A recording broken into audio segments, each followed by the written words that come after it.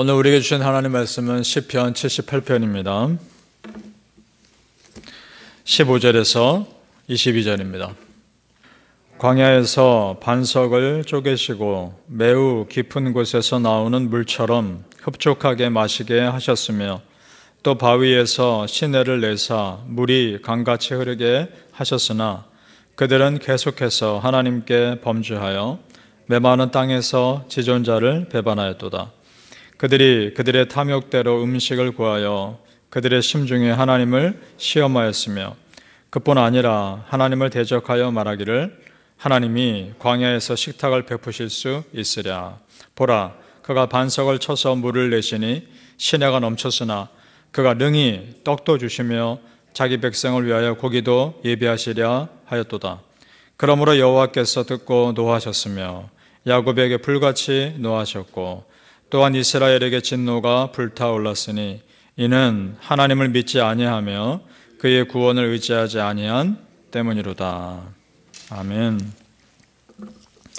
오늘 새벽에 예배하신 은혜가 우리 성도님들께 함께 하시기를 예수님 이름으로 축복합니다. 아멘. 자, 오늘 우리가 읽은 본문은 출애굽한 이스라엘 백성들이 광야에서 먹을 것이 없다고 불평했던 사건을 배경으로 하고 있습니다. 자, 그런데 우리가 알고 있었던 불평의 원인 외에 또 다른 이유가 있다는 것을 오늘 말씀은 말해주고 있습니다. 먹을 것이 부족해서 불평한 것으로 지금까지 우리는 알고 있었습니다. 그런데 그 또 다른 이유가 뭐냐? 단순히 배고픔 때문이 아니라 탐욕 때문이라는 겁니다. 18절 말씀을 제가 읽겠습니다.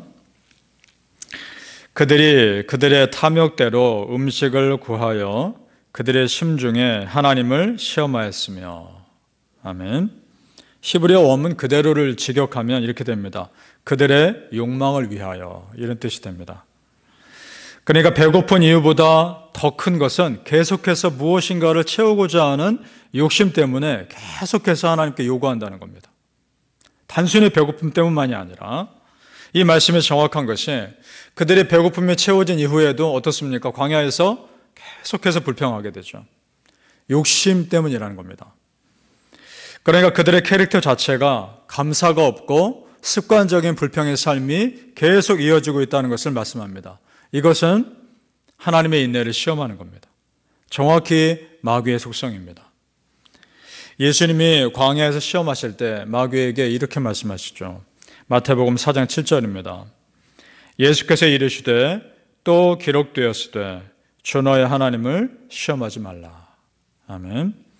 여기서 중요한 말씀은 기록되었으되 라는 말입니다.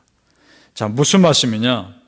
광야에서 이스라엘 백성들이 불평한 그 사건을 근거로 해서 사단을 지금 공격하고 있는 겁니다. 무슨 말이냐? 그때 이 광야에서 이스라엘 백성들이 불평했던 그 역사, 이스라엘 백성들 안에 있던 불평의 역사가 사단, 너희 역사 아니냐? 그 말하고 계시는 겁니다. 그래서 무슨 불평을 했는가를 보니까 출애굽기 17장 7절에 이렇게 되어 있습니다. 또는 그들이 여호와를 시험하여 이르기를 여호와께서 우리 중에 계신가 안 계신가 하였습니다. 하나님이 우리 중에 안 계신 거 아니냐라고 의심하고 있습니다. 그런데 여러분, 지금 이런 말을 하는 이스라엘 백성들이 조금 전까지 홍해가 갈라지는 역사를 경험한 사람들이라는 겁니다. 그리고 자기를 쫓는 애국 군대를 홍해의 그 물에 수장시키신 것을 두 눈으로 똑똑히 본 사람들입니다. 그럼에도 불구하고 지금 하나님이 우리 중에 계신가 안 계신가 이런 말을 한다는 것은 하나님을 의심하는 수준을 넘어서 대적하는 것입니다. 사람의 탐욕은 끝이 없습니다.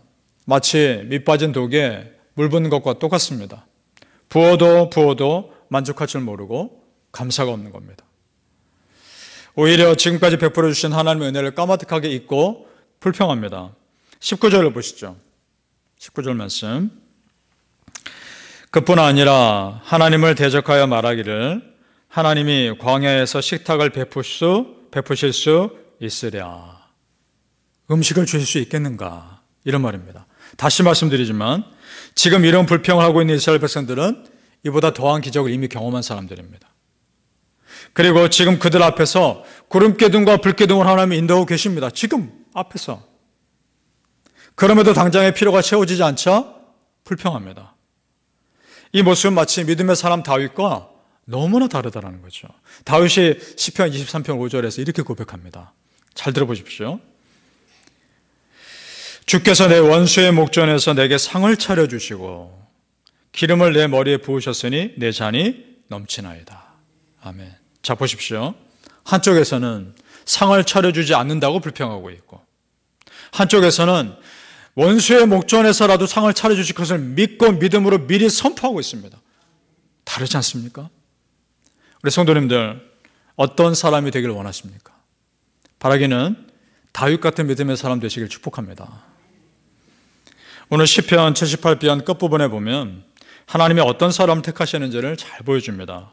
67절, 68절을 같이 읽어보시죠. 78편 67절에서 68절입니다. 두 절. 시작. 또 요셉의 장막을 버리시며 에브라임 지파를 택하지 아니하시고 오직 유다 지파와 그가 사랑하시는 시온산을 택하시며. 아멘. 자, 에브라임 지파 왜 택하지 않으셨을까요? 지금 우리는 구약 역사를 보고 있습니다. 사사기도 보았죠. 그 역사를 보면 압니다. 가나안 정착하는 과정에서 여호수아에게 직접 찾아와서 불평한 지파가 에브라임 지파입니다. 그리고 사사기에서 사사 기드온과 입다가 승리했을 때 그들에게 찾아와서 불평한 지파가 에브라임 지파입니다. 하나님이 그 지파를 선택하지 않으셨다는 겁니다. 이거의 메시지라는 겁니다. 자, 그렇다면 불평하는 이스라엘 백성들의 문제의 원인이 무엇일까? 하나님의 은혜를 잊어버렸기 때문입니다. 11절로 다시 돌아가죠.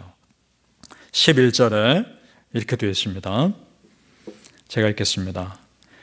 여호와께서 행하신 것과 그들에게 보이신 그의 기이한 일을 잊었도다. 지난 시간 말씀에서 하나님의 은혜가 끝난 것 같을 때 그때 어떻게 하자고 말씀드렸습니까? 이전에 나에게 베푸신 하나님의 은혜, 이전에 나를 도와주신 하나님의 은혜를 기억하자고 말씀드렸습니다. 그것이 소망이라고.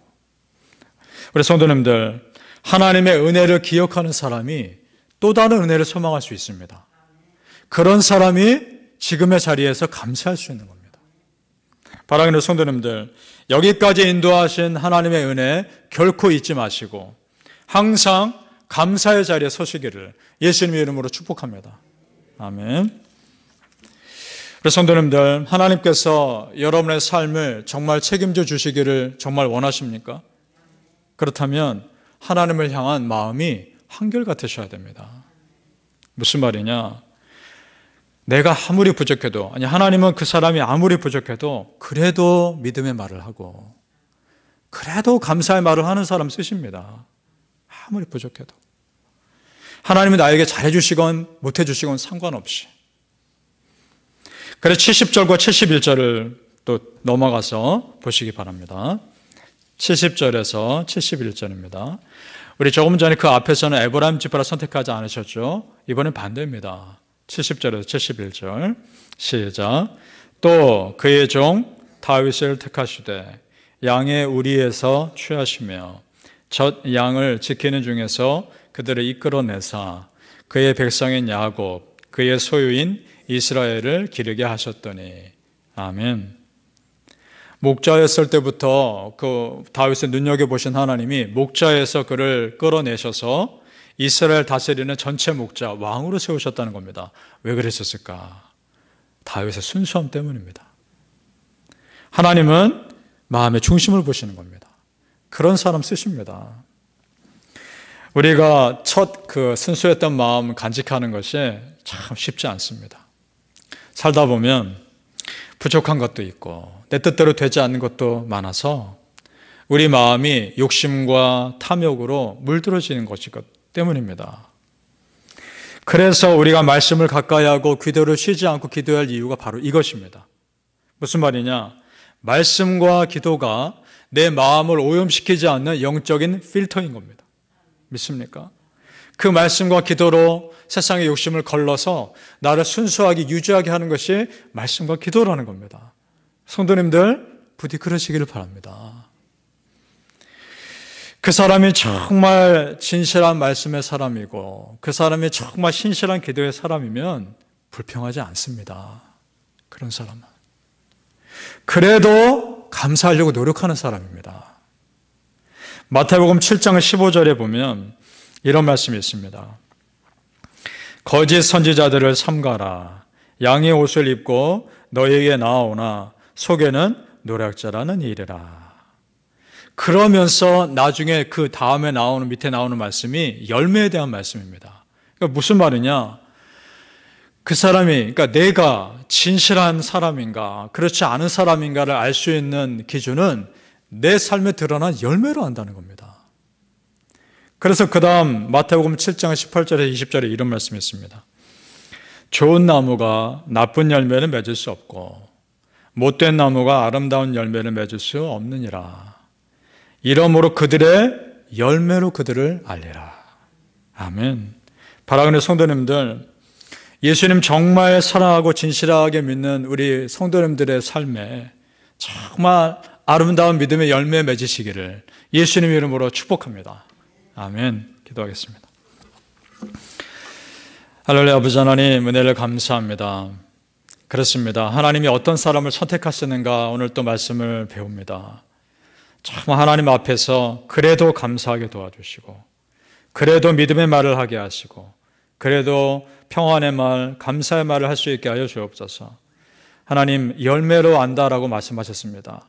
정말 나중에 내 삶을 돌아보았을 때 내가 어떤 열매를 있는지를 보시고 평가하실 우리 예수님 앞에 두렵고 떨리는 마음으로 오늘 하루를 살아가게 하여 주시옵소서.